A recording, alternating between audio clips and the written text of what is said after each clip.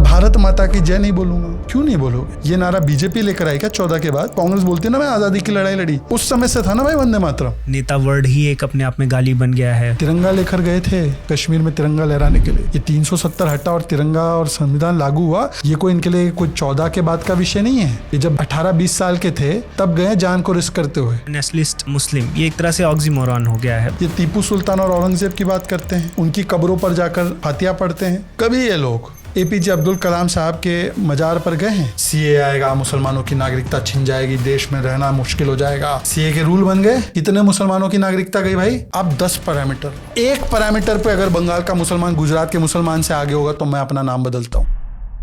S Jaishankar जी का इस्तीफा मांग रहे हैं कि उनकी विदेश नीति फेल हो गई पूरी तरह से। एक लौता देश और एक लौता नेता जो पुतिन को भी बोल सके कि ये युद्ध का नहीं बुद्ध का जमाना है, और जेलेंस्की को भी समझा सके, नरेंद्र मोदी। 25 नागरिक पुरस्कार मिले मोदी जी को, 25 में से 7 जो दिए हैं वो मुस्लिम देशों ने दिए। 94 में नरसिम्हा राव जी ने न्यूक्लियर टेस्ट रोक दिए थे, आपको पता है, अमेरिका के दबाव में। और जब 98 में वाजपेयी सरकार आई तब उन्होंने पोखरान किया था, और वो पोखरान जब किया तो पार्लियामेंट में सोनिया जी और चिदम्बरम जी, उनका वीडियो वायरल है, उन्होंने उसको अपोज किया भारत के न्यूक्लियर टेस्ट को। मैं ये कहना चाहती हूँ कि सच्ची शक्ति संयम में है, उसका खुलेआम प्रदर्शन और इस्तेमाल करने में नहीं। The Prime Minister, backed by his Home Minister, comes and says, "Here is our nuclear bomb. Beware the whole world. India now is a conquering nation." This is the worst service that you can do for India. 2004 से 2009 तक आपको पता है कांग्रेस ने कारगिल विजय दिवस नहीं मनाया, और जब उनसे पूछा गया तो उन्होंने बोला ये बीजेपी का युद्ध है। मैं 3 साल से काम कर रहा हूँ, एक भी ईमेल मुझे कांग्रेस का नहीं आया आज तक। जिस कांग्रेस ने अंबेडकर जी का विरोध किया, अंबेडकर जी को भारत रत्न से अलग रखा, नेहरू जी ने अंबेडकर जी के खिलाफ पत्र में लिखा कि इस्तीफा दे दिया, अंबेडकर अच्छा है, जान छूटी मेरी। जिस अंबेडकर जी को उन्होंने इतना प्रताड़ित किया कि अंबेडकर जी ने लिखा कि ज्वाइनिंग कांग्रेस इज सुसाइडल, वो कांग्रेस अब बोलती है कि मैं ओबीसी SC/ST के साथ। उस पार्टी को बोलती है जिसका प्रधानमंत्री 3 टर्म से ओबीसी। नेहरू जी सोमनाथ के खिलाफ थे, तो उन्होंने बोला सोमनाथ में मंदिर बनना जो तोड़ा गया था आक्रांता के द्वारा, उसको बनाना ये हिंदू रिवाइवलिज्म होगा। आप राष्ट्रवादी सनातनी मुस्लिम हैं, भारत में मुसलमानों के फ्यूचर को आप कैसे देख रहे हैं? भारत में मुसलमानों का फ्यूचर नहीं है।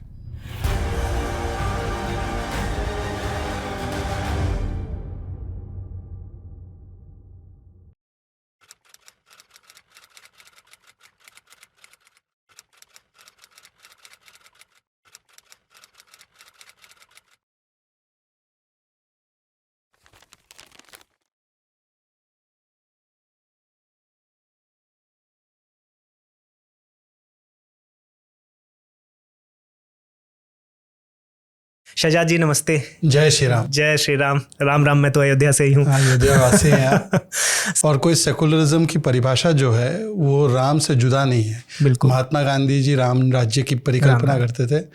अगर आप ओरिजिनल संविधान की कॉपी देखेंगे तो उसमें तीसरा जो चैप्टर है फंडामेंटल राइट्स का, उसमें प्रभु श्री राम की तस्वीर है। तो राम के बारे में बात करना ये कोई सांप्रदायिक चीज़ नहीं है, राम इस देश की आत्मा है। नहीं, बिल्कुल। श्री राम जी से तो बहुत ही शक्ति मिलती है। इनफैक्ट पूरे जीवन ही उनका ऐसा है कि अब उस पर बात करने जाएंगे तो एक पूरा पॉडकास्ट निकल जाएगा। होनी चाहिए।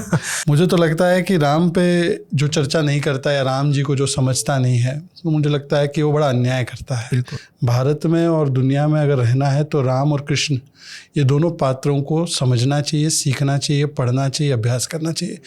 ये मज़हब से जुड़ा हुआ नहीं है, धर्म तो सबका एक ही है, और राम और कृष्ण जो है वो पूरी दुनिया के लिए आदर्श है। बिल्कुल। एक मर्यादा पुरुषोत्तम, एक लीला पुरुषोत्तम। बोलो जय श्री कृष्ण। जय श्री कृष्ण। बहुत ही पवित्रता के साथ ये पॉडकास्ट प्रारंभ हुआ है, और मैं आपको बहुत दिन से सुनते आया हूँ। सुधांशु जी को पहले सुन रहे थे, उनका भी मैंने पॉडकास्ट किया। तो हमारे गुरु है। हाँ, तो उनसे मिलते रहते हैं आप? हाँ बिल्कुल, हमारे साथ रोज बैठते हैं।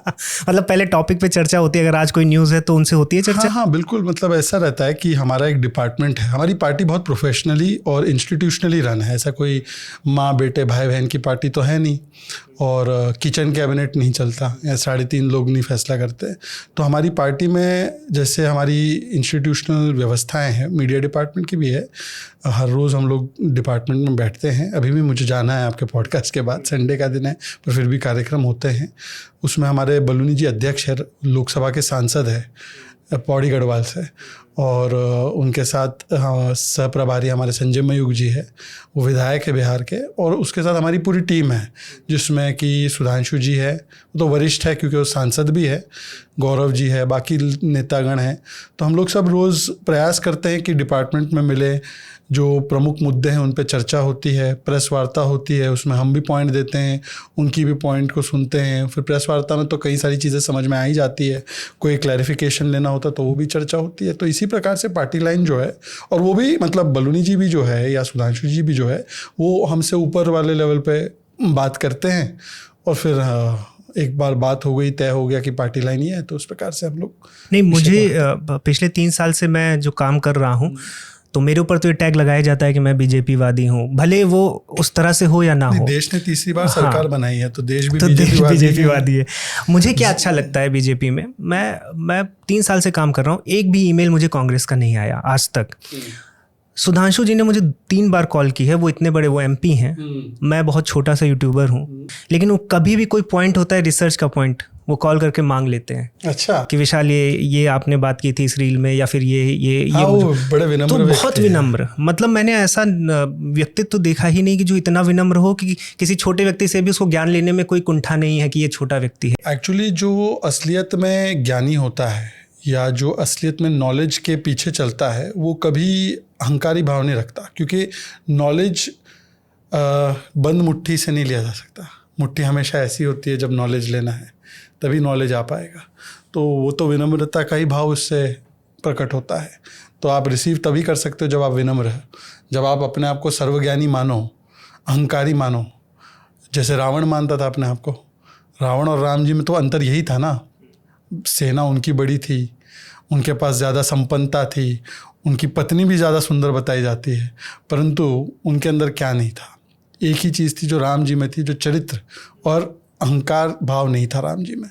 तो अहंकार जो सभी को ले डूबता है। अभी एक 60-65 वर्ष से एक पार्टी है, वो सरकार चलाती थी, अहंकारी बन चुकी है, तो आज तक उसको मौका नहीं मिला है पिछले 11 साल से सत्ता में आने का।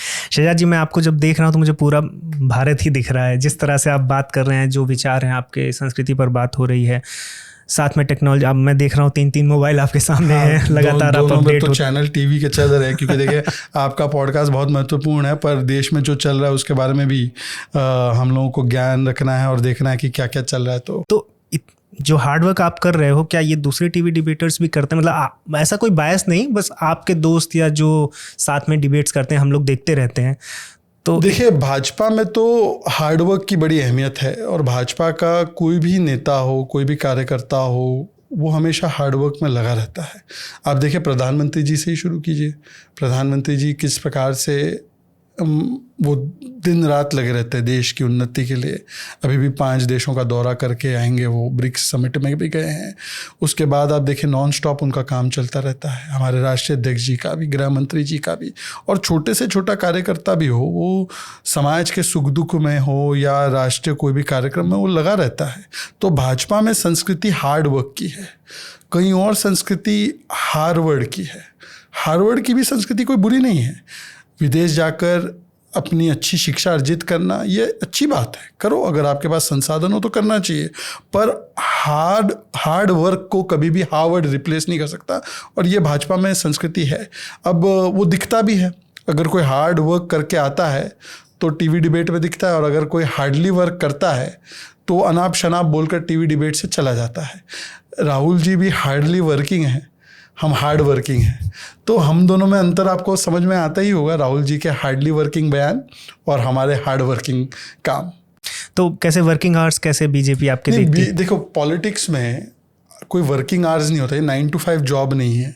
अच्छा, ये समाज के प्रति, देश के प्रति अपने आप को न्योछावर करना है।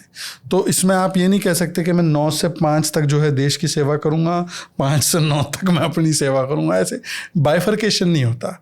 365 दिन 24 घंटे हफ्ते में 7 दिन आपको लगे रहना है। मेरा दायित्व प्रवक्ता का है। संडे का दिन है, आज हम ये रिकॉर्ड कर रहे हैं, तब संडे को अमूमन कम डिबेट होती है। इसका मतलब ये नहीं कि जो मेरा दायित्व है या जो मेरा काम है मैंने उसको छोड़ दिया है। मैं अभी भी उसमें, मेरा आधा मन उधर ही है कि भाई क्या हो रहा है दुनिया में, देश में, उस पर अगर कोई प्रतिक्रिया देनी पड़ी, उस पर अगर कुछ पार्टी के लिए तैयार करना पड़ा, तो वो मेरा 24 घंटा लगा रहता है। और इसीलिए मुझे लगता है कि राजनीति में जो लोग आते हैं ना, उनको थोड़ा सा त्याग भाव से और सब कुछ देने के भाव से आना चाहिए। अगर ये भाव रहेगा कि नहीं मैं 9 से 5 तो करूँगा, ये वो वाला वेस्टर्न सिस्टम नहीं है। यहाँ पे आप देखिए, आप कभी स्विच ऑफ नहीं कर सकते। लोग आते हैं, वो कुछ लोगों की समस्याएं होती है, कुछ लोग आपसे कुछ हेल्प चाहते हैं, तो आप उनको क्या बोलेंगे, वर्किंग आवर्स में, ऑफिस आवर्स में आओ। तो ये तो कोई सरकारी बैंक का डिपार्टमेंट तो नहीं है ना कि लंच है अब नहीं आ सकते। तो लोग तो 24 घंटे उनकी समस्याओं को हल करना, उनके लिए कुछ काम करना, तो इसमें 24 घंटे लगे रहना पड़ता है। आप भी देखे होंगे, आपने अपनी जॉब छोड़ी, अपना खुद का एंटरप्रेन्योरशिप आपने किया है। जॉब में एक ये रहता है कि 9 to 5 अपने वर्किंग आवर्स है, उसके बाद आपको क्या मतलब है ना, उसके बाद तो आप 2 दिन वीकेंड जो है, पर अब आप अपना खुद का चला रहे हैं, तो कभी आप कह सकते हैं कि you are on a break. हाँ, किसी दिन आप फैमिली के साथ वेकेशन पे चले जाओ, वो एक अलग विषय है कि आप थोड़े दिनों के लिए स्विच ऑफ करते हो ताकि रिजुविनेट कर सको। पर जब आपका खुद का एक एंटरप्रेन्योरशिप है, बिजनेस है, तो आप हमेशा उसमें लगे रहते हैं, एटलीस्ट मेंटली। तो पॉलिटिक्स भी वही है, आपको अपने आप को मेंटली रखना ही है एक्टिव। इसमें 2 मुझे सीधा सीधा प्रश्न दिखते हैं और मेरे ही काम के हैं, क्योंकि आपने बात की कि जैसे मैं एंटरप्रेन्योरशिप कर रहा हूँ, तो जो सबसे बड़ी प्रॉब्लम दिखती है, सोशल एंटरप्रेन्योरशिप, हाँ सोशल एंटरप्रेन्योर, तो जो उसमें सबसे बड़ी प्रॉब्लम दिखती है और जो जिसका सोल्यूशन बीजेपी ने मुझे लग रहा है बहुत अच्छे से सॉल्व किया है, मे बी उनके जो फाउंडेशन है, जो आरएसएस या जो फाउंडेशन है, उसकी वजह से, कि टैलेंट को जो वो रखते हैं, जिस तरह से टैलेंट अंदर आता है, और जैसे आप हैं, अब मुझे नहीं पता आपको कितना पैसा मिलता होगा बीजेपी से। बीजेपी कोई भी पॉलिटिकल पार्टी में, कम से कम बीजेपी में तो कोई पद के लिए पैसे नहीं मिलते, ये तो वॉलंटरी सर्विस है पॉलिटिक्स में। तो इससे और बड़ा प्रश्न ये आता है कि कैसे एक ऐसा सिस्टम बनाया जाए कि वॉलंटियर्स इतने मोटिवेटेड हैं, आप जैसे कि वो दिन रात लगाने के लिए, वो ठीक है देश सेवा आप कर रहे हैं, लेकिन बीजेपी के ही साथ क्यों जोड़ के आप देश सेवा। मैंने तो कांग्रेस और बीजेपी दोनों का अनुभव लिया है। कांग्रेस में और बीजेपी में एक वाक्य में अगर अंतर बताना है तो कांग्रेस में परिवार पार्टी है और बीजेपी में पार्टी परिवार की तरह है। कांग्रेस में परिवार मैटर करता है, परफॉर्मेंस नहीं। तो वहाँ पे मेन जो कैपेबिलिटी या स्किल आपको चाहिए वो ये है, मस्का लगाने की, साइकोपेंसी की।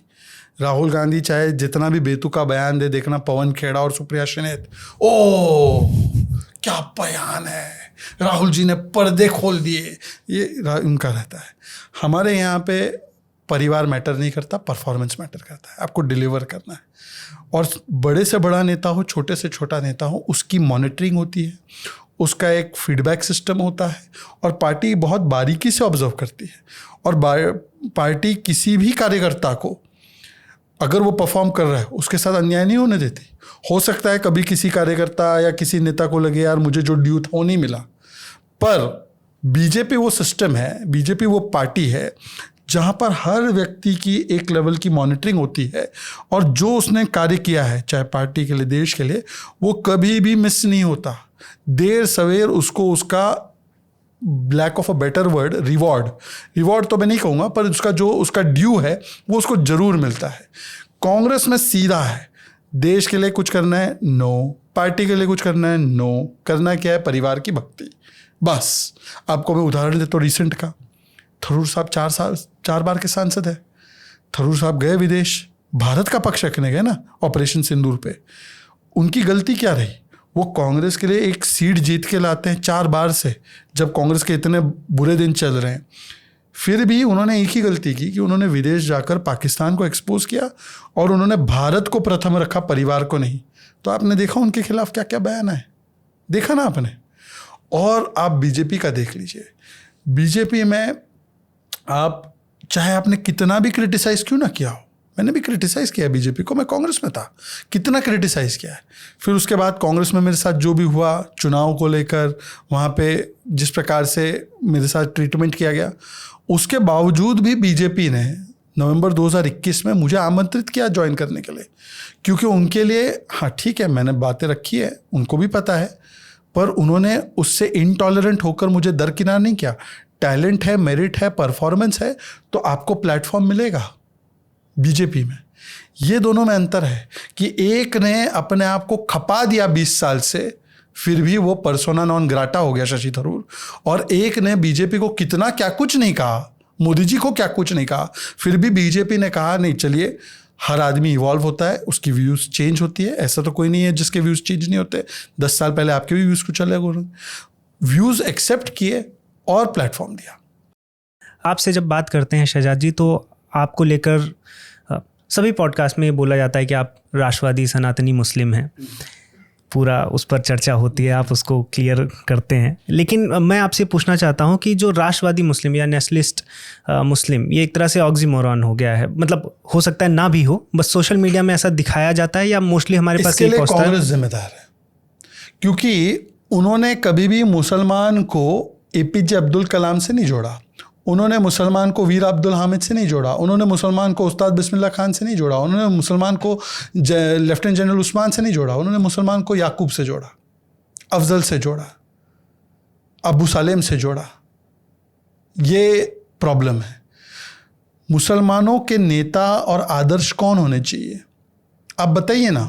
ये जो समाजवादी, कांग्रेस, ये टीपू सुल्तान और औरंगज़ेब की बात करते हैं, उनकी कब्रों पर जाकर फातिहा पढ़ते हैं। कभी ये लोग उत्तर प्रदेश में ही उस्मान साहब के कब्र पर गए हैं? कभी ये लोग एपीजे अब्दुल कलाम साहब के मज़ार पर गए हैं? कभी ये लोग रस खान की बात किए हैं? तो कृष्ण भक्त है ना, यदुवंशी पार्टी ने कभी रस खान के बारे में एक शब्द बोला होगा? एक शब्द बता दो। औरंगज़ेब का महिमा मंडन करेंगे, रस खान के बारे में कुछ नहीं बोलेंगे। यही समस्या है कि मुसलमानों के असली आदर्श से उनको अलग करके मुसलमानों के मन में आइडेंटिटी पॉलिटिक्स का बीज बोना, और बीजेपी आरएसएस, और बीजेपी आरएसएस से क्या, हिंदुओं का डर दिखाना, भारत के चिन्हों का डर दिखाना। मैं भारत माता की जय नहीं बोलूँगा। क्यों नहीं बोलोगे? क्या भारत माता की जय ये नारा बीजेपी लेकर आई क्या 14 के बाद? ये नारा क्या आज़ादी के समय नहीं लगा? लगा ना। अशफाकुल्ला खान ने नहीं लगाया क्या? आज भारत माता की जय से बैर क्यों? वंदे मातरम नहीं बोलूँगा। वंदे मातरम बीजेपी लेकर आई क्या? वंदे मातरम तो कांग्रेस के ज़माने से, कांग्रेस बोलती है ना मैं आज़ादी की लड़ाई लड़ी, उस समय से था ना भाई वंदे मातरम। नेशनल सॉन्ग भी वंदे, हालांकि उसके कई वर्सेस को काट दिया गया, सिर्फ एक वर्ष को रखा गया, चलिए, पर वंदे मातरम तो आया बीजेपी के बनने से पहले। आज वंदे मातरम नहीं बोलना है, ये सांप्रदायिक है। ये देखो, बीजेपी आरएसएस से नफरत करो, ये इधर से शुरू होता है, पर रुकता वहाँ नहीं है। नफरत करो बीजेपी से, फिर वो नफरत बढ़ते बढ़ते हिंदुओं से और बढ़ते बढ़ते भारत से। ये भारत से जो तोड़ने की मानसिकता बनी है मुसलमानों को, ये कांग्रेस, समाजवादी पार्टी, एमआईएम इस प्रकार के दल करते हैं। और मैं आपको उसका 2 उदाहरण देता हूँ। अब 2 लेटेस्ट डिबेट किसकी चल रही है? वक्फ की। वक्फ कानून क्या है? ये ट्रिपल एस है, मैं इसको कहता हूँ ट्रिपल एस। एस फॉर सामाजिक न्याय, समाजवाद, एस फॉर संविधान की सुरक्षा, और एस फॉर सुशासन। वक्फ में आपको पता है कितनी प्रॉपर्टी है पूरे देश में, भारत में? 40 लाख एकड़। हाँ, आपको पता है 40 लाख एकड़ कितने होते हैं? आपको एक बताता हूँ। मुंबई है ना, मुंबई 1 लाख एकड़ है, 40 मुंबई। अब बताओ, एक मुंबई की पूरी लैंड, इसमें से कितना रेवेन्यू जनरेट हो सकता है? सिर्फ एक मुंबई की बात कर रहा हूँ, हजारों हजारों हजारों हजारों करोड़। ये 40 मुंबई की ज़मीन है वक्फ के पास, कितनी इनकम जनरेट हो रही, कितना रेवेन्यू आ रहा है पता है इसमें से? एक गैस लो, 165 करोड़। भाई नोएडा के भी 3-4 इलाके मिला लो और उसको ही रेंट पे या उस पर ही आप कर लो, तो उसका जो आउटपुट आएगा ना वो 165 करोड़ से ज़्यादा होगा। ठीक, 40 लाख एकड़ की जो इनकम है, रेवेन्यू है, वो सिर्फ 165 करोड़। इसका मतलब क्या हुआ? इसका मतलब ये हुआ कि जो रियल एसेट्स है, जो मुस्लिमों के पास जाने चाहिए, गरीब, पसमानदा, महिला, जो यतीम, अनाथ बच्चे हैं, उनके पास जाना चाहिए, वो चंद मुसलमान इन नेताओं के साथ मिलकर उस प्रॉपर्टी को खा रहे हैं, उसमें भ्रष्टाचार कर रहे हैं, उसको लूट रहे हैं अपने फ़ायदे के लिए। इसमें सुधार नहीं होना चाहिए? क्या ये इक्वली डिस्ट्रीब्यूट होगा तो ये समाजवाद नहीं होगा? पर इसका विरोध कौन करता है? तथाकथित समाजवादी। क्या कहकर कि हम वक्फ के कानून को फाड़ कर डस्टबिन में डाल देंगे। वो कानून तो संविधान के द्वारा बनाए गए, संसद ने पारित किया है और संविधान के द्वारा स्थापित सुप्रीम कोर्ट ने उस पर स्टे नहीं लगाया। जो संविधान बचाओ की बात करते हैं वो शरिया की वकालत कर रहे हैं। संविधान के इतने बड़े हमनवा है ना ये लोग, बोलते हैं ना संविधान बचाओ, मोदी संविधान के लिए खतरा है। इस संविधान ने क्या कहा है आर्टिकल 14 में? इक्वल राइट होगा सबका। वक्फ की जो प्रॉपर्टी के लॉज है, क्या हिंदुओं के पास है कि जो प्रॉपर्टी पसंद है उसको क्लेम कर लो और फिर वक्फ ट्राइब्यूनल में फैसला होगा और कोर्ट में नहीं जा सकता? हिंदू छोड़ो, क्रिश्चियन के पास है ये अधिकार? पारसी के पास है? जैन के पास है? सिर्फ मुस्लिम के पास? ये इक्वालिटी है संविधान की? तो ये तो संविधान विरोधी है। और वक्फ कहाँ नहीं कब्जा करने के लिए जाता है भाई। वक्फ को बोलता है ताजमहल मेरा है, वक्फ बोलता है पार्लियामेंट मेरा है, वक्फ बोलता है महाकुंभ की जमीन मेरी है। अब महाकुंभ हजारों सालों से हो रहा है, ठीक है। कुरान पाक 1400 साल पहले नाजिल हुआ प्रॉफेट मोहम्मद सल्लल्लाहु अलैहि वसल्लम पर। उससे पहले की जमीन कैसे वक्फ क्लेम कर रहा है? 1500 साल पुराना मंदिर क्लेम कर लिया, किसानों की जमीन क्लेम कर ली। और ये तथाकथित संविधान बचाओ, किसानों के लिए हम लोग सब कुछ न्यौछावर करने वाले समाजवादी इसका विरोध करते हैं। बोलते शरिया पहले होगा। इमारत शरिया का प्रोग्राम हुआ था पटना में, उसी गांधी मैदान में जहां 50 वर्ष पहले, क्योंकि हम जून अभी गया है, जिस 50 वर्ष पहले जून में लालू जी, मुलायम जी एक आए थे संविधान बचाने के लिए इंदिरा की इमरजेंसी के खिलाफ, उसी मैदान में संविधान के कानून को डस्टबिन में डालकर इमारत शरिया की बात कर रहे थे। तो ये सुशासन के खिलाफ, सामाजिक न्याय के खिलाफ और संविधान की सुरक्षा के खिलाफ की वकालत करते हैं। और इससे फायदा किसका होने वाला था? गरीब मुसलमानों का। ये वक्फ की डिबेट है ना, इन्होंने इसको बना दिया हिंदू मुस्लिम। एक्चुअली ये हिंदू मुस्लिम नहीं है, एक्चुअली ये गरीब मुसलमान वर्सेस अशरफी मुसलमान, अपर क्लास मुसलमान जिसके पास सारी संपत्ति है, उसके खिलाफ है। पर ये मुसलमानों का भला थोड़ी चाहते हैं। मुसलमानों को डराया, क्या बोला कि मस्जिद कब्रिस्तान छिन जाएंगे। ऐसा और एक नैरेटिव कहाँ दिया था? सीए के टाइम पे। अब सीए लागू हो गया, सीए के रूल बन गए, कितने मुसलमानों की नागरिकता गई भाई? कितने की गई? उस समय ये लोग वो लगा के टोपी वोपी आते थे मैदान में, सीए आएगा, मुसलमानों की नागरिकता छिन जाएगी, देश में रहना मुश्किल हो जाएगा, ये बोल रहे थे। एक कोक की नागरिकता नहीं गई, अब बोलते हैं मस्जिद कब्रिस्तान। अच्छा, इनका ड्यूअल हिपोक्रेसी भी देखिए। एक तरफ तो बोलते हैं कि देखो भाई साहब ऐसा है कि यहाँ पे मुसलमानों का जीना हराम हो चुका है, ठीक है। फिर बोलते हैं सीए में आपने अफगानिस्तान, पाकिस्तान और बांग्लादेश के मुसलमानों को मौका क्यों नहीं दिया? भाई अगर इतना ही हराम हो चुका है भारत के मुसलमानों के लिए, तो वो मुसलमानों को रहने दो ना वहाँ पे, तो यहाँ कहाँ इन्वाइट कर रहे हो? इनकी पॉलिसी केवल मुसलमानों को डराओ। लास्ट टाइम कब था ये मुसलमानों के हित में बात की है कि मुसलमानों को मोदी जी ने 1500 स्कूल दिए तो हम 2000 स्कूल देंगे? कभी बोला है ऐसा? ना। कभी उन्होंने बोला हो कि मोदी जी ने माइनॉरिटी अफेयर्स का बजट इतना बढ़ाया, हम इतना बढ़ाएंगे? कभी बोला है? ना। क्या बोलते हैं? यूसीसी आएगा, कहाँ जाओगे? सीए आएगा, कहाँ जाओगे? औरंगजेब को ये नहीं मानते, कहाँ जाओगे? आप जो है मुसलमानों का आइडेंटिटी जो है वो नमाज सड़क पे नहीं पढ़ सकता, कहाँ जाओगे? बस यही मुद्दे इनके पास। और आप देखिए ना, मुसलमानों के लिए बंगाल और गुजरात में माना जाता है ना मुसलमान का जीना हराम है, वो जी नहीं सकते। अब तो एक कोई न्यूयॉर्क का वो क्या है, वो कोई ममडानी, पता नहीं क्या है उसका नाम, ममडानी बोलता है। हालांकि वो बोलता है कि मैं गुजराती मुसलमान हूँ, वहाँ पर तो मुसलमान नहीं बचे। ये ममडानी जैसे लोगों को, हालांकि ये भी उन्हीं की सारी वो इकोसिस्टम से निकले हुए लोग हैं। मैं पूछना चाहता हूँ ममडानी के यहाँ पे जो हमदानी है, इन दोनों को मैं पूछना चाहता हूँ, आप 10 पैरामीटर लो: education, health care, financial inclusion, standard of living, quality of living, access to public sector job, access to loans. ये 10 पैरामीटर लो गुजरात के और बंगाल के मुसलमानों के, और एक पैरामीटर पे अगर बंगाल का मुसलमान गुजरात के मुसलमान से आगे होगा तो मैं अपना नाम बदलता हूं। कैसे? बंगाल में तो बीजेपी की सरकार नहीं रही, वहां तो शुद्ध सेकुलर कह सकते हैं ना, जो सेकुलर गोत्र की सरकार, पहले कांग्रेस, फिर 34 वर्ष लेफ्ट और अब ममता। इतनी सेकुलर गोत्र, और बीजेपी तो गुजरात में 95 से बीजेपी की सरकार, सांप्रदायिक गोत्र की, है ना। तो अब बता दीजिए कि गुजरात का मुसलमान और संपन्न कैसे है और बंगाल का मुसलमान गरीबी में क्यों पड़ा हुआ है? वहां पर गुर्बत है, यहां पर प्रॉस्पेरिटी क्यों है? एक ही आंकड़ा देता हूं, गुजरात में मुसलमान लगभग 9%, 10%, उनका पब्लिक सेक्टर में उतनी ही शेयर का जॉब्स है।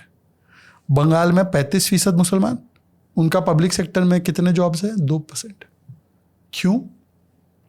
तो इसका मतलब ये है कि मुसलमानों को केवल डराओ, धमकाओ, डर दिखाओ, बीजेपी, आरएसएस, हिंदू और फिर भारत का, और उनको अलग कर दो, वोट बैंक करो और उनको एक कर दो।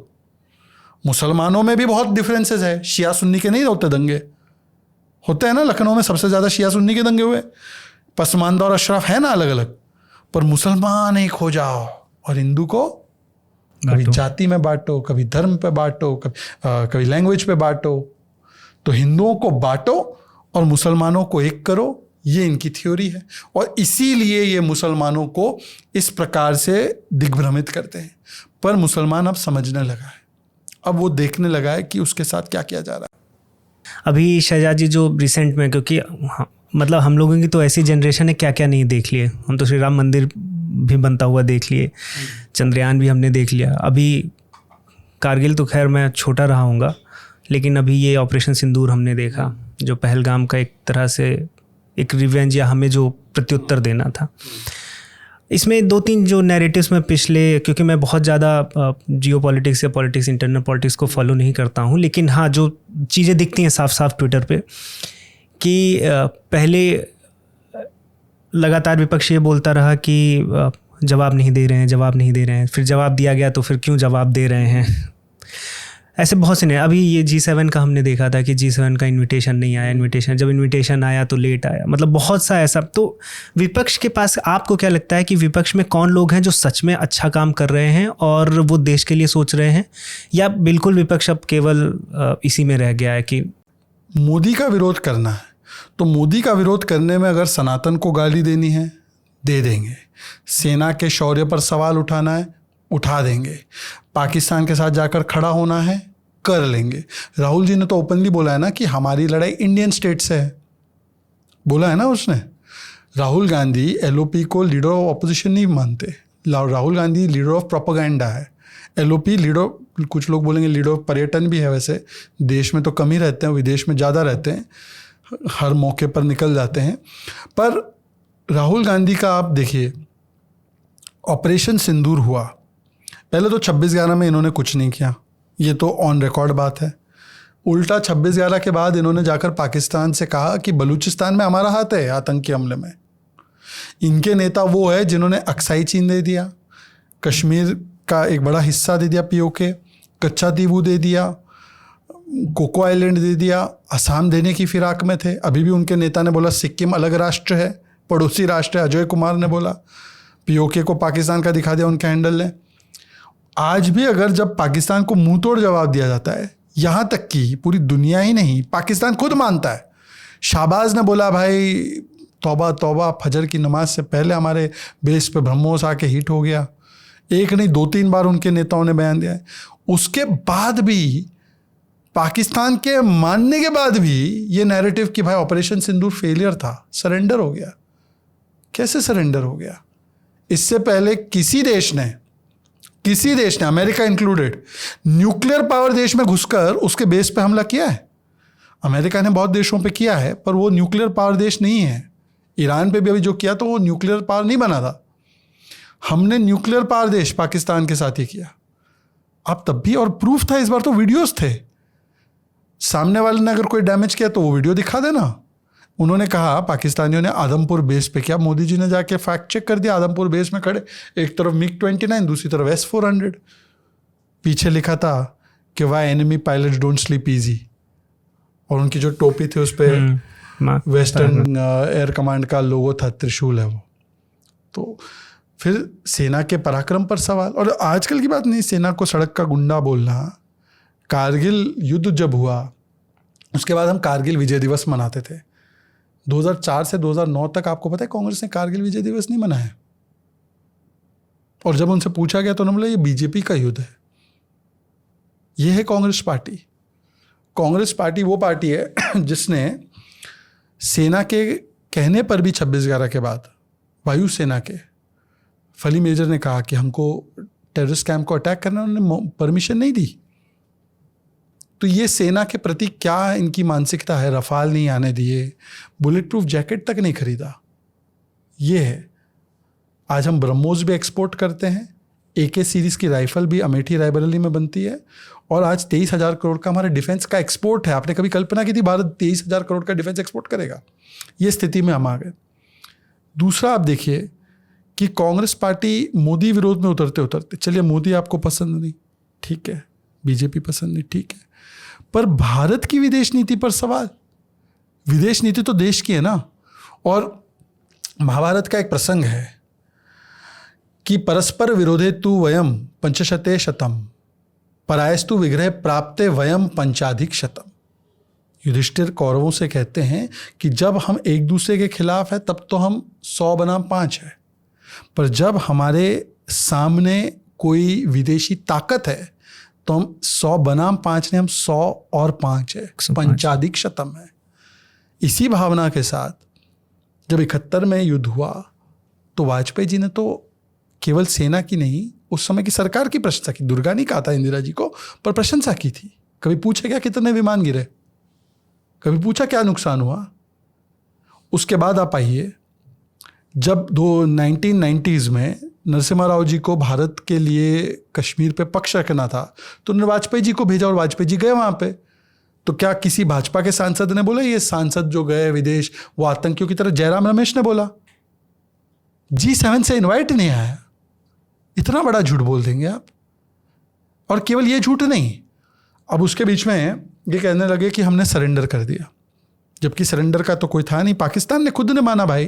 पाकिस्तान का अभी दूसरा एक वो टीवी पे आया, इशक दर, इनके डिप्यूटी प्राइम मिनिस्टर और फॉरेन मिनिस्टर है, उन्होंने कहा कि हमने केवल अमेरिका को नहीं, हमने सऊदी को भी फ़ोन किया और सऊदी को बोला कि यार भारत से बात कर लो, हम लोग रुकने के लिए तैयार है। तो 2 सवाल निर्माण होते हैं। एक तो इससे पता चलता है कि वो सरेंडर करने की स्थिति में थे। दूसरा, अगर अमेरिका ने इंटरवीन करके रोका था तो सऊदी से क्यों बात करते वो? और सऊदी वालों ने हमें फ़ोन किया, हम पूरी दुनिया से बात कर रहे थे उस समय पे। हमें जो भी फ़ोन कर रहा था हम उनको बोल रहे थे पाकिस्तान हमें डायरेक्टली कम्युनिकेट करे, क्योंकि हमारा स्टैंड यही है कि हम तीसरे पार्टी के हस्तक्षेप को स्वीकारते नहीं हैं हमारे मामलों में। तो वही हुआ, पाकिस्तान ने फिर हमें कॉल किया, डीजीएमओ ने हमारे डीजीएमओ को कॉल किया।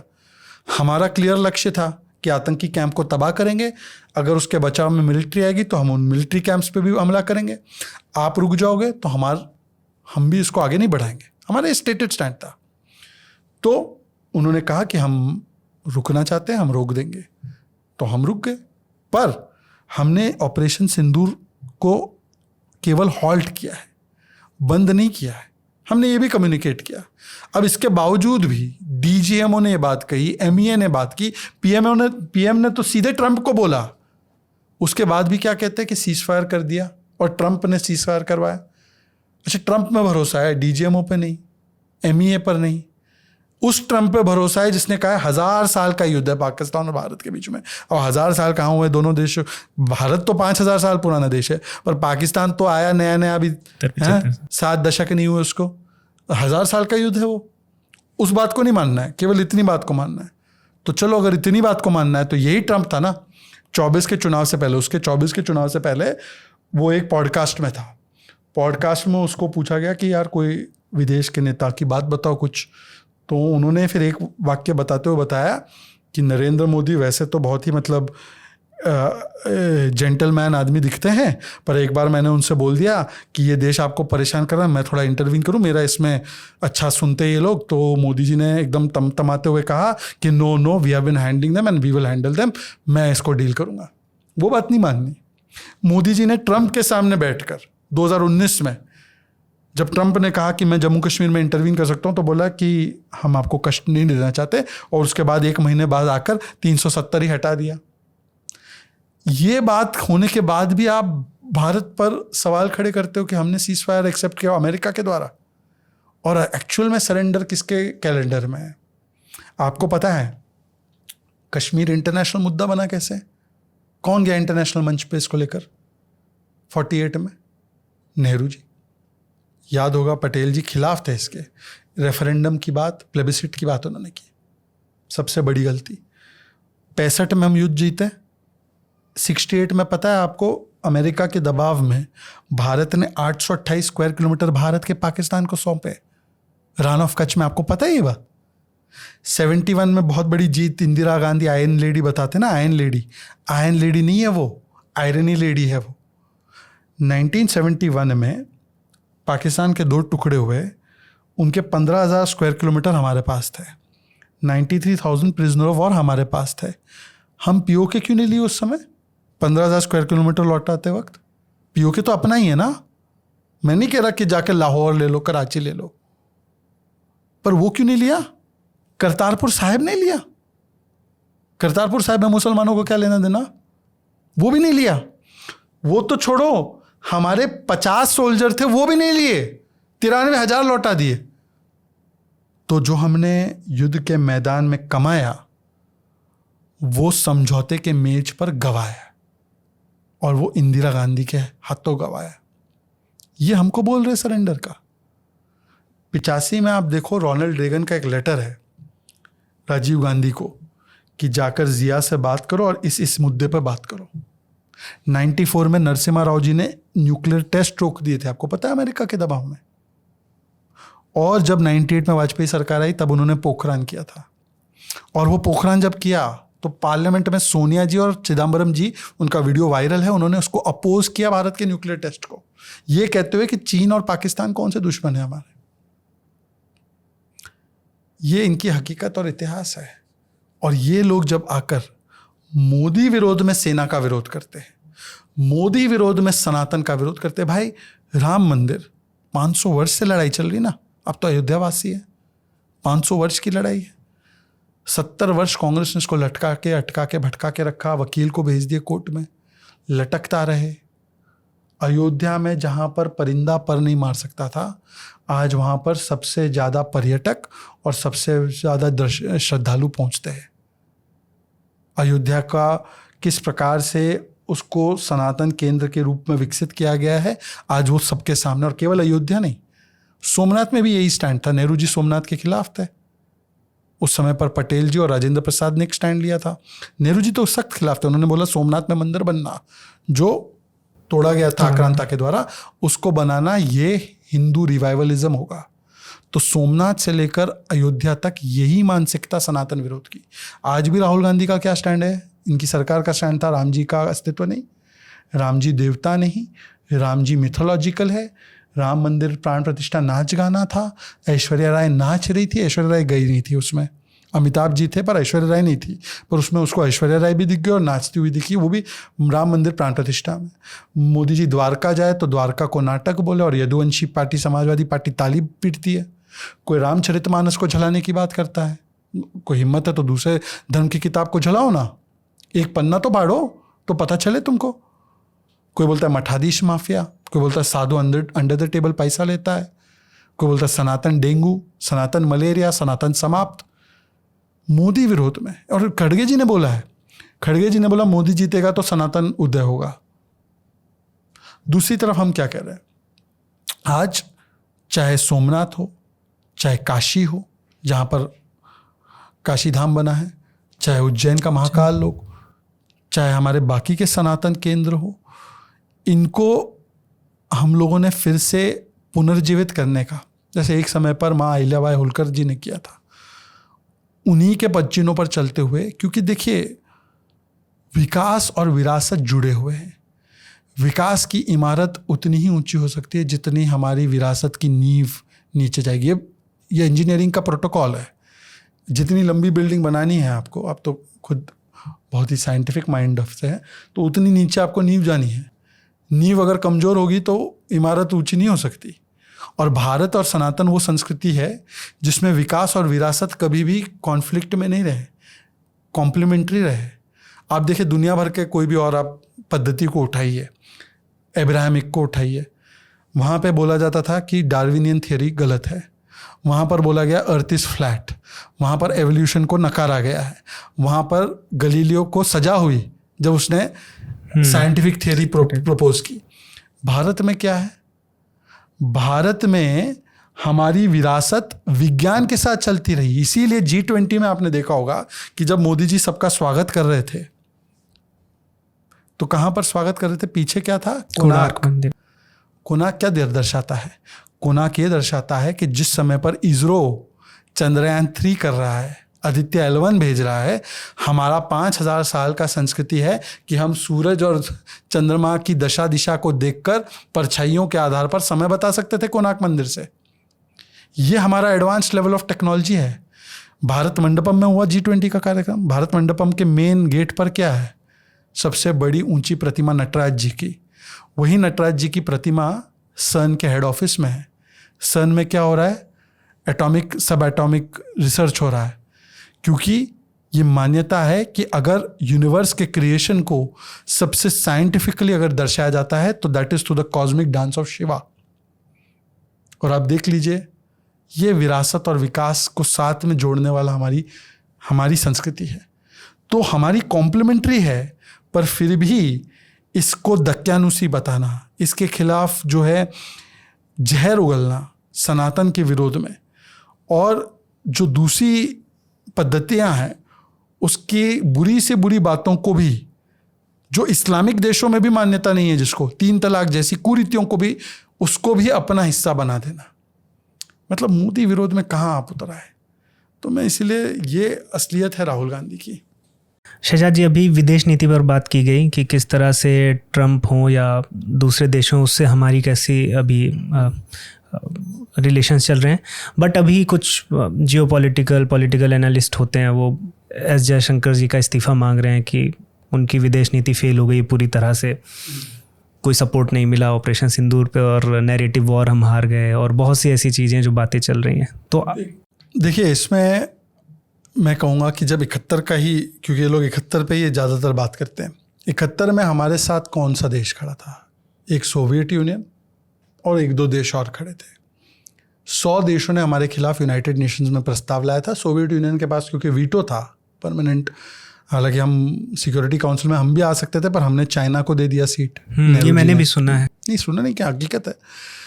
तो एनीवे, सोवियत यूनियन ने उस समय पर एक स्टैंड लेकर हमें बचाया, पर सोवियत यूनियन के अलावा और 2-3 देशों के अलावा हमारे साथ कोई नहीं था। पूरा OIC हमारे खिलाफ था, इस्लामिक कम्युनिटीज़ का जो ऑर्गेनाइजेशन है। आज देखिए, आज सऊदी हमारे साथ, UAE हमारे साथ, ईरान ने भी पाकिस्तान को सुना दिया कि भाई क्रॉस बॉर्डर टेररिज्म बंद कीजिए। मुस्लिम देश ही नहीं, बल्कि आप देख सकते हैं कि भारत किस स्थिति में पहुंचा है। अमेरिकन प्रेसिडेंट बात कर सकते हैं ज़ेलेंस्की से, यूक्रेन से, क्या रशिया के ऊपर उनका कोई दबाव चलेगा? ना। अमेरिकन प्रेसिडेंट इजराइल के नेतन्याहू से बात कर सकते हैं, क्या पैलेस्टीनियन से बात कर सकते हैं? ना। एकलौता देश और एकलौता नेता जो प्यूटिन को भी बोल सके कि ये युद्ध का नहीं बुद्ध का ज़माना है, और ज़ेलेंस्की को भी समझा सके, नरेंद्र मोदी। पैलेस्टाइन ने हमें सबसे बड़ा अपना सर्वोच्च नागरिक पुरस्कार मोदी जी को दिया है, और नेतन्याहू के साथ बात करना खुले मन से ये कौन कर सकता है? नरेंद्र मोदी। ईरान ने भी हमें एक पत्र लिखा है अभी, जो पूरी घटनाक्रम हुई है, कि ईरान भारत के स्टैंड को अप्रिशिएट करता है। और हमने इजराइल को भी बोला है कि हमास ने जो आतंकी हमला किया उसके साथ हम हमेशा आपके साथ खड़े हैं। इजराइल ने भी हमें फ़ोन किया और ईरान ने भी पत्र लिखा, और ईरान ने केवल एक देश है जिसके लिए एक एक्सेप्शन बनाकर जो भी पूरी युद्ध की स्थिति बनी थी, तो हजारों नागरिकों को निकालने के लिए अपना एयर स्पेस खोला, वो भारत। यहाँ तक कि श्रीलंका और नेपाल, जिनके साथ हमारे बहुत ख़राब रिश्ते हो गए इनके हिसाब से, श्रीलंका और नेपाल ने भारत को और ईरान को रिक्वेस्ट किया कि भारतीय लोगों के लिए आपने किया है, हमारे नागरिक भी साथ में उनको लाने दीजिए। हम SCO में भी है, अभी राजनाथ जी SCO गए थे, और क्वाड में भी है, जहाँ पर जयशंकर जी का स्टेटमेंट आ गया पूरे क्वाड का पहलगाम आतंकी हमले के खिलाफ। क्वाड वेस्टर्न वाला फ्रंट है, Japan, Australia, America, India. SCO eastern वाला फ्रंट है, चाइना, रशिया वाला। हम ब्रिक्स में भी है, रशिया से हमने S-400 भी खरीदा, जिस रशिया के खिलाफ वोट करने की हिदायत कांग्रेस देती थी, तेल भी खरीदा ना, और हम लोगों ने यूक्रेन को भी जो सही बात है उसके लिए बोला। आज हम लोग जो है इजराइल और पैलेस्टाइन दोनों के साथ 25 नागरिक पुरस्कार मिले मोदी जी को। अभी हाल ही में अगर आप देखोगे तो घाना ने भी दिया, घाना और ट्रिनिडाड ने भी दिया है। 25 में से 7 जो दिए हैं वो मुस्लिम देशों ने दिए। कौन से मुस्लिम देश? सऊदी अरेबिया जो मेन इस्लाम का केंद्र वहीं है, Mecca Medina. UAE Bahrain prosperous Muslim nation. Afghanistan सबसे ऑर्थोडॉक्स मुस्लिम नेशन। पैलेस्टाइन जो सबसे इमोशनली कनेक्टेड। इजिप्ट जो intellectual thought process, Cairo University वहाँ से आती है। अगर मोदी मुस्लिम विरोधी है या मोदी की फेल्ड नीति है, हमने सब कुछ इजराइल को दे दिया, तो ये मुस्लिम देश हमें काहे हाईएस्ट सिविलियन ऑनर दे रहे हैं? और आपके ज़माने में पूरे परिवार को मिला लो, राजीव जी, मनमोहन जी, नेहरू जी, इंदिरा जी, सबके मिलाकर 6 पुरस्कार इनको मिले। हम लोगों को 25 कैसे मिल गए? तो विदेश नीति फेल नहीं है, विदेश नीति पर राजनीति हावी हो रही है। और क्योंकि वो उस भाव से कट गए जो महाभारत का भाव मैंने आपको बताया, जो युधिष्ठिर जी ने कौरवों को बताया था। विदेश नीति पर कभी भी ओछी राजनीति नहीं होती थी पहले, आज हो रही है, क्योंकि मोदी विरोध में, देश के विरोध में भी उतरने से गुरेज नहीं करते। शहजाद जी, जैसे आपने बात की बाहर के जो मुस्लिम कंट्रीज़ हैं उनको इस तरह से मोदी में वो नहीं दिख रहा है, लेकिन भारत के ही जो मुस्लिम्स हैं जो पैलेस्टीन के लिए लड़ रहे हैं या फिर ईरान की तरफ से लड़ रहे हैं, उनको मोदी जी से विरोध दिखता है। तो उसका कारण मुझे ये समझ में आया कि आपने जो पिछले 70 साल में जो मुसलमानों के सामने रखा, उस तरह से उनका एक माइंडसेट आगे आया है। लेकिन अब चूँकि 11 साल से हम लोग बीजेपी की सरकार आ गई है, मुसलमान मोदी से नहीं लड़ रहा है। मुसलमानों के नाम पर वोट बैंक की दुकान चलाने वाले, तिजारत करने वाले जो दुकानदार है वोट बैंक के, वो लड़ रहे हैं।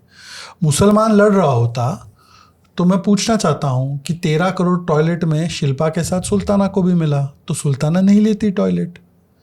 50 करोड़ अकाउंट में मोहित के साथ मोहम्मद को भी मिला, तो मोहम्मद नहीं लेता बैंक अकाउंट। आयुष्मान कवर नहीं लेते फूड ग्रेन, 80 करोड़ लोगों को राशन मिला है। मुसलमान को मोदी से कोई प्रॉब्लम नहीं है। मुसलमानों के नाम पर जो दुकानदारी कर रहे हैं ना, उनको बड़ी समस्या है। और वो चाहता है कि मोदी से केवल मुसलमान ही नहीं, ये तो हर वर्ग को काटना चाहते हैं। आजकल ये लोग जो है बड़े अपने आप को क्या बताते हैं, सामाजिक न्याय के पुरोधा। अब मतलब कांग्रेस बता रही है कि वो ओबीसी SC ST के साथ है। जिस कांग्रेस ने अंबेडकर जी का विरोध किया, 2 बार चुनाव में हराया, अंबेडकर जी को भारत रत्न से अलग रखा, नेहरू जी ने अंबेडकर जी के खिलाफ पत्र में लिखा कि इस्तीफ़ा दे दिया, अंबेडकर अच्छा है, जान छूटी मेरी, अमृत कौर को लिखा। जिस अंबेडकर जी को उन्होंने इतना प्रताड़ित किया कि अंबेडकर जी ने लिखा कि ज्वाइनिंग कांग्रेस इज सुसाइडल। जिस अंबेडकर जी के पंचतीर्थ को कांग्रेस ने कभी नहीं संवारा, जो कांग्रेस अंबेडकर जी के आरक्षण को बदलना चाहती थी। 1960 में नेहरू जी ने लिखा आरक्षण नहीं होना चाहिए, फिर 80 to 90 में मंडल का विरोध किया कांग्रेस ने, आरक्षण बुद्धुओं को मिलता है, राजीव गांधी ने बोला। मुसलमानों को धर्म के आधार पर आरक्षण दे दिया जो अंबेडकर जी की विचारधारा के खिलाफ है। वो कांग्रेस अब बोलती है कि मैं ओबीसी SC ST के साथ, उस पार्टी को बोलती है जिसका प्रधानमंत्री 3 टर्म से ओबीसी है। तो कांग्रेस को कहाँ आप मानते हो भाई? कांग्रेस को प्रॉब्लम, मुसलमानों को कोई प्रॉब्लम नहीं। मुसलमान को तो मैं कैसे हूँ ये पार्टी में, शाजिया इल्मी कैसे हैं यहाँ पे, जफर इस्लाम कैसे हैं, शाहनवाज हुसैन कैसे हैं, और कांग्रेस में कौन है? सलमान। और सलमान की बात तो खुद नहीं मानते। अब सलमान खुर्शीद गए थे विदेश, बोल क्या है कि ट्रंप ने नहीं कराया सीसा, अपने सलमान की तो मानते नहीं है ना। तो मुझे लगता है कि कांग्रेस की जो ये वोट बैंक की राजनीति, अब उसके भी दिन लद गए उनके दिन। भारत में मुसलमानों के फ्यूचर को आप कैसे देख रहे हैं, किस तरह से? भारत में मुसलमानों का फ्यूचर नहीं है, भारत में भारतीयों का फ्यूचर है। ये जब प्रॉब्लम यही होती है कि हम मुसलमानों का क्या फ्यूचर होगा, क्रिश्चियन का क्या फ्यूचर होगा, शेड्यूल कास्ट का क्या फ्यूचर होगा, ट्राइबल का क्या फ्यूचर होगा। अरे भाई, भारतीयों का क्या फ्यूचर होगा? जो भारत का फ्यूचर होगा वो भारतीयों का होगा, और भारतीयों में मुसलमानों का होगा। मुसलमान कोई अलग स्वतंत्र राष्ट्र है क्या? ये माइंडसेट ही है ना कि ये माइनॉरिटी है। अरे कहाँ का माइनॉरिटी है मुसलमान? कहाँ का माइनॉरिटी है? सेकंड बिगेस्ट मेजॉरिटी है। माइनॉरिटी तो आप उसको बोलो जो क्रिश्चियन है, माइनॉरिटी सिख को बोलो, माइनॉरिटी पारसी को बोलो, कुछ हजार बाकी है, वो माइनॉरिटी कहलाते हैं। पर कभी पारसी नहीं बोलता मेरा फ्यूचर क्या होगा, मैं इतना छोटा माइनॉरिटी हूं। कभी सुना है आपने कोई पारसी से? क्यों नहीं सुना? क्योंकि वो अपने आप को देश के साथ एक मानता है। और यहाँ पे जो जिसकी आबादी इतनी ज़्यादा है, सेकंड बिगेस्ट है, वो माइनॉरिटी कॉम्प्लेक्स में रह रहा है। उसकी वजह यही है, बांटो और राज करो, डिवाइड एंड रूल। अंग्रेज किए, मुगलों ने किया, अब उनके वंशज कौन है? आप तो जानते ही हो अंग्रेजों की पार्टी कौन सी है? कांग्रेस। तो वो अभी भी वही कर रही है, डिवाइड एंड रूल। हिंदू को बांटो, देश को बांटो। और जिस दिन इस देश में हिंदू बटा, जिस दिन इस देश में हिंदू कम हुआ, जिस दिन इस देश में हिंदू बहुसंख्यक नहीं रहा, उस दिन इस देश में ना सेकुलरिज्म रहेगा ना डेमोक्रेसी रहेगी। ये देश सेकुलर और डेमोक्रेटिक केवल हिंदू की वजह से है। किसी को पसंद आए तो आए, ना आए तो ना है। जो फैक्ट है वो फैक्ट है। पाकिस्तान में है डेमोक्रेसी, सेकुलरिज्म है, अफगानिस्तान में है, बांग्लादेश में है, ईरान में है, लीबिया में है, इधर है ना। इधर क्या है? इधर भी मुसलमान है, इधर के मुसलमान ज़्यादा संख्या में है, पर इधर हिंदू बहुसंख्यक है। जिस दिन हिंदू बहुसंख्यक नहीं रहा, इस देश से सेकुलरिज्म और डेमोक्रेसी खतरे में आएगी। तो इसीलिए हिंदू को बांटना चाहते हैं, इसीलिए हिंदू की संख्या को कम करना चाहते हैं, इसलिए हिंदू को जो है हिंदू बटे और वोट बैंक को है एक करो, ये इनकी मानसिकता है। ये माइनॉरिटी कॉम्प्लेक्स से बाहर निकलना पड़ेगा भारत के मुसलमानों को। एक तो इस कॉम्प्लेक्स की आपने बात की, और जैसे इस पॉडकास्ट से और जब से मैं आपको देख रहा हूँ, एक प्रश्न मेरे मन में ये भी आता है कि बचपन से हम ये सुन रहे हैं कि नेता या पॉलिटिक्स बहुत गंदी चीज़ है। नेता वर्ड ही एक अपने आप में गाली बन गया है। बचपन में हम शैतानी करते थे तो टीचर आके बोलता था नहीं भाई, बहुत नेता सही बन आपका आकलन है। कांग्रेस ने जिस प्रकार से सरकारें चलाई, कांग्रेस ने जिस प्रकार के राजनेता दिए, और कांग्रेस ने जिस प्रकार का देश को 50-60 वर्षों तक नेतृत्व दिया, उसकी वजह से ये स्वाभाविक भी हुआ है ना। पर अब ये बदल रहा है लोगों के मन में। अब लोगों के मन में सरकार भाव नहीं, प्रधान सेवक भाव से काम करते हैं। और ये भी संभव है, ये आज उनके मन में एक जागृत हो रही है थॉट। इसीलिए आप देखिए कि नरेंद्र मोदी जी की सबसे बड़ी ताकत क्या है? भाजपा के कार्यकर्ता नहीं है, आम जनमानस है। भाजपा के कार्यकर्ता तो है ही, पार्टी के लिए और संगठन के लिए, विचारधारा के लिए काम करते ही हैं, समर्पित है ही। पर जो जनमानस मोदी जी से डायरेक्टली जुड़ा है, वो इसीलिए जुड़ा है क्योंकि एक व्यक्ति जिसका कोई पॉलिटिकल बैकग्राउंड नहीं, एक गरीब माँ का बेटा, एक चाय बेचने वाला, अपने मेहनत, लगन, कर्मठता से राजनीति में आकर, और पिछले 11 वर्षों से नहीं, गत 2001 से लेकर 2025 तक 24 वर्ष हो चुके हैं इस व्यक्ति को सार्वजनिक जीवन में। और सार्वजनिक जीवन में 21 वर्षों से सेवा देने वाला व्यक्ति, जिसपे 1 रुपए का भ्रष्टाचार का आरोप नहीं, जिसपे 1 रुपए का परिवारवाद का आरोप नहीं, 1 रुपए का राष्ट्र को नहीं, अपने परिवार को या किसी और चीज को प्रथम रखने का आरोप नहीं, और 1 दिन की छुट्टी 24 वर्षों में नहीं ली है। तो क्या ऐसे व्यक्ति को देखकर सकारात्मक रूप से प्रभावित नहीं होगा आज का युवा? आज युवा सकारात्मक रूप से उसके दृष्टिकोण में जो बदलाव आया है राजनीति को लेकर, कि मेरिट बेस्ड, परफॉर्मेंस बेस्ड ये भी राजनीति हो सकती है, वो मोदी जी को देखकर ही हो रहा है। और इसीलिए जिस राष्ट्र सेवा को राजनीति के माध्यम से परिवार सेवा, जेब की सेवा ये बना दिया गया था, आज फिर से राजनीति से राष्ट्र सेवा की जा सकती है, इसका भाव उत्पन्न हो रहा है। समय लगेगा, 60-65 वर्षों में जो डैमेज किया गया है राजनीति को, ये इसकी भरपाई करने में हमें टाइम लगेगा, नो डाउट। पर इसके लिए आप देखिए ना, भाजपा ने भी, पहले वाजपेयी थे, वाजपेयी जी के बाद आज मोदी जी हैं, और मोदी जी के साथ साथ काम करने वाली टीम में एक तरफ अमित शाह जी क्या करते थे, वो बूथ लेवल पे पोस्टर लगाते थे। हमारे राष्ट्रीय अध्यक्ष नड्डा जी तिरंगा लेकर गए थे जब युवा मोर्चा में थे कश्मीर में तिरंगा लहराने के लिए। ये 370 हटा और तिरंगा और संविधान लागू हुआ, ये कोई इनके लिए कोई 14 के बाद का विषय नहीं है कि चलो इससे कुछ पॉलिटिकल वोट आ जाएंगे। ये जब 18-20 साल के थे और उस समय पे क्या स्थितियां थी कश्मीर में, तब गए जान को रिस्क करते हुए, वहाँ पे भाषण देकर आए कि माँ का दूध पिया आतंकियों ने तो रोके हम तिरंगा लहराने आए। सरकारें रोकती थी उनको, पर ये लगा के आते थे तिरंगा। इस कर्मठता से निकले हुए नेता हैं ये लोग। और योगी जी हैं, जो योगी जी ने सब कुछ त्याग दिया है, योगी बने हैं, महंत हैं गोरक्षनाथ पीठ के। आज कानून व्यवस्था किस प्रकार से सुदृढ़ हुई है, उत्तर प्रदेश बीमारू राज्य से निकला है, उनके ऊपर भी गत इतने वर्षों में 17 से लेकर अब तक 1 रुपए का आरोप नहीं किया भ्रष्टाचार का।